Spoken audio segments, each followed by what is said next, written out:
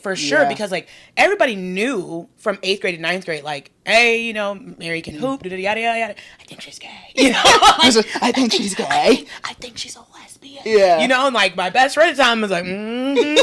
And so she found out that the book was being passed around, and I remember we were at lunch, and I sat down at the table, and I couldn't find it. And then he walks up with it after like half of the high school had already read it, and I snatched it out of his hand, and at that point, I went into like what I would call like the shameful phase, because I felt like my definition, my story was being passed around. And then with each person that got the story, they added words.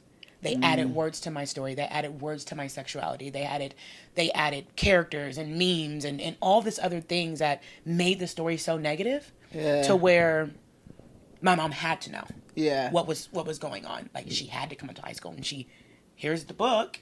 So did you go home and you were like, Mom, this is what's happening? I got in trouble because I was so mad. And like, I used to fight, okay? So I got so mad. So by the time she got the call from the principal brings her into the office and she's reading the book to my mom. Like, this is what we found. This is what was going on.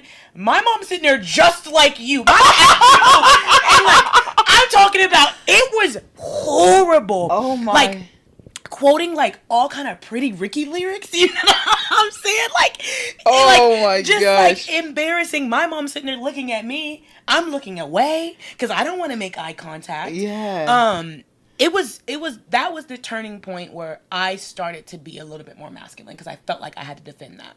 You know, I had to defend that. I had to be, I mean, the whole school knows at this point. My mom knows. The whole fucking administrative staff knows. Yeah. So not only am I angry about it because of how it came out, not because of my family not being supportive or loving me, but because of the community in which they took my story from me.